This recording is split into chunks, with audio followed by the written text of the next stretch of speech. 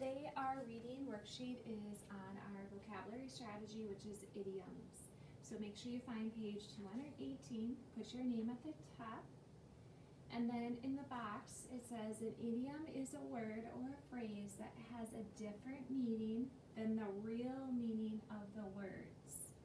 So we're going to look at these idioms and read each sentence and then decide, looking at the idiom in bold print, what is the meaning of the idiom?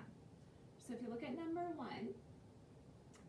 one says, before the talk could get out of hand, Mr. Weber spoke up. So we know that talks cannot be in our hands. So what does it mean to get out of hand? So if something gets out of hand, it gets out of control.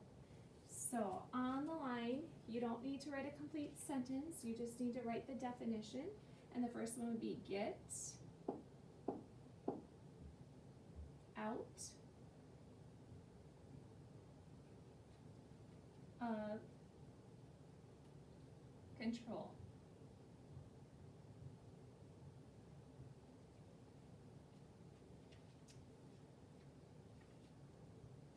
The second one says, they knew if they all pulled together, they could put on a great play.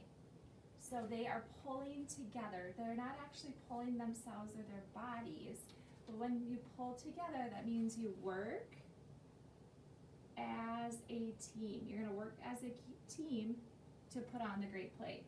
So work as a team.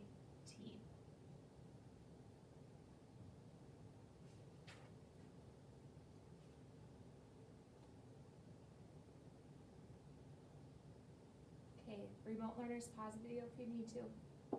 Number 3 says, Lutz made up her mind that she wanted to play Henny Penny. So made up her mind, you can't make up your mind. So what does make up your mind mean? Well, it kind of means to decide. So Lutz decided that she wanted to play Henny Penny. So if you make up your mind, you will decide.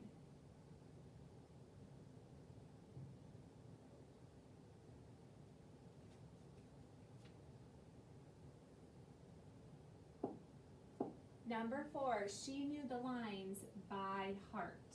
Now when it says she knew the lines by heart, we're not actually meaning your heart, but she knew the lines by them being memorized. So lines by heart, we'll just put memorized. So she has them by memory. She doesn't have to look at them. She has them memorized. And number 5, the last one. Everyone at school said it was a big hit. So when I see the word big hit, we're not talking about like hitting something with your hands or the baseball bat. What we're talking about, if it was a big hit, it was a success. So another word for a big hit is a success.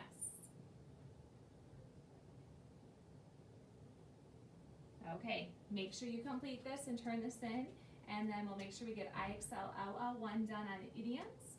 And then on Friday, we'll be doing an activity that works on some more idioms and practices, looking at idioms and then looking at what they really mean and not the actual meaning of the word.